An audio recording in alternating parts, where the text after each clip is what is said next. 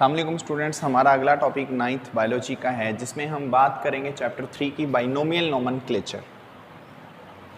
देखिए यहाँ पर ये चंद एक टर्म्स हैं। बाई का मतलब होता है बाई स्टैंड फॉर टू, नोमियल कहते हैं नेम को, नोमेनक्लेचर नेमिंग टेक्निक।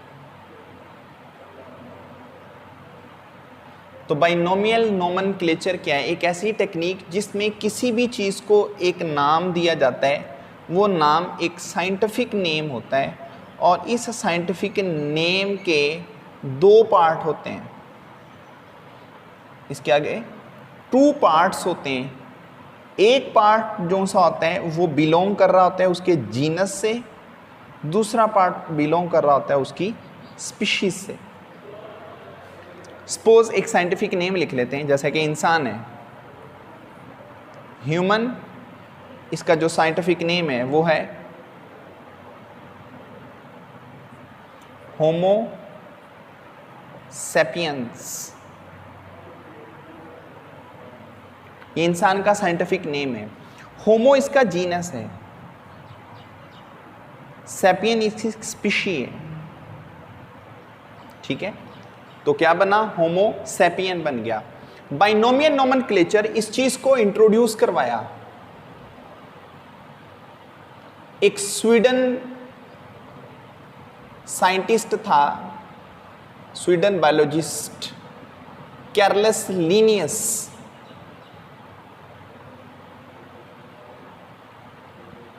सेवन 707 से 778 इसका लाइफ स्पॉन। इस बंदे ने एक प्रॉब्लम सॉर्ट आउट की थी। वो प्रॉब्लम ये थी कि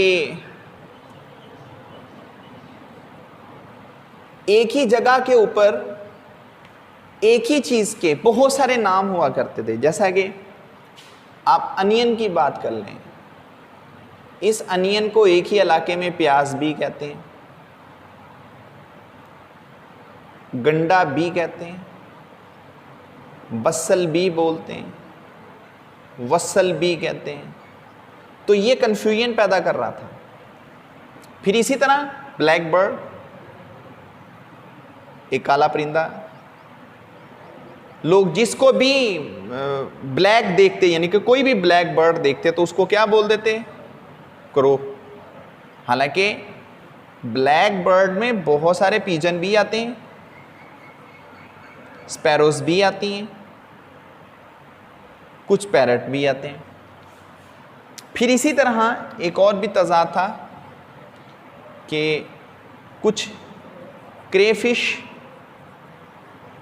silver fish, jellyfish, star fish, ये सारी मछलियां बनाई जाती हैं। हालांकि ये फिश है ही नहीं। फिश का नुमाया करैक्टर ये होता है कि उसके पास गिल्स और फिन्स होते हैं। इनके पास तो है ही कुछ नहीं। इनमें से कुछ इंसेक्ट्स हैं, कुछ इनवर्टिब्रेट्स हैं। तो ये कुछ प्रॉब्लम्स थी, जिन प्रॉब्लम्स का सॉर्ट आउट किसने किया? कैरलस लीनियस ने किया। 707 778 तक लाइफ स्पान है। इसने कहा हर एक चीज को एक नाम दिया जाएगा, वो साइंटिफिक नेम होगा और उस साइंटिफिक नेम के दो हिस्से होंगे। एक हिस्सा बिलोंग करेगा जीनस से, दूसरा हिस्सा बिलोंग करेगा स्पीशी से। उसने फिर इसका रूल दिया कि आप साइंटिफिक नेम को लिखोगे कैसे, इसका रूल है। सपोज जीनस, इसका फर्स्ट लेटर कैपिटल होगा, स्पीशी इसका फर्स्ट लेटर स्मॉल होगा। दूसरा पॉइंट, अगर एक पूरा हम पैरा लिख रहे हैं और उस पैरे के अंदर बहुत बार साइंटिफिक नेम यूज होना है, तो फर्स्ट हम उसे कंप्लीट लिखेंगे, जैसे कि होमो सेपियंस, और सेकंड उसका जो जीनस होगा उसकी एब्रीविएशन फॉर्म लिखेंगे, एच, उसका पहला हिस्सा एच लिख लेंगे। जीनस के बाद जो स्पीशी का हिस्सा होगा वो पूरा लिखा जाएगा, सेपियंस। थर्ड, जो भी साइंटिफिक नेम लिखा जाएगा उस साइंटिफिक नेम को इटालियन वर्ड्स में लिखा जाएगा। इटालियन वर्ड्स अगर हम कंप्यूटर राइट करेंगे ये थोड़े टेढ़े होते हैं, लेकिन हैंड रिटन में हमारी हैंड राइटिंग पहले टेढ़ी होती है। तो जब हम इस चीज़ को हैंड राइट करेंगे तब हम इसे अंडरलाइन करेंगे,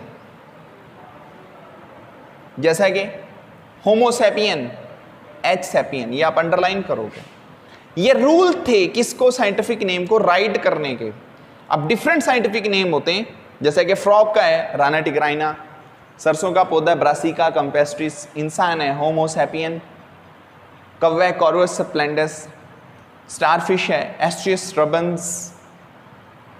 ठीक है, तो ये मुख्तलिफ साइंटिफिक नेम है जिन साइंटिफिक नेम को किसी भी बुनियाद पर, यानी कि अगर सपोज दैट आपके पास कोई ऑर्गेनिज्म है, आप इसको कहीं से फाइंड आउट करते हैं तो आप उस जगह का नाम दे सकते हैं। किसी साइंटिस्ट ने फाइंड आउट किया, उसके नाम पे साइंटिफिक नेम हो सकता है। ठीक है, आपने उसकी कोई टेक्सोनोमी पहले भी दी हुई है, उसकी वजह से क्या है कि साइंटिफिक नेम जो सा है वो दिया जा सकता है।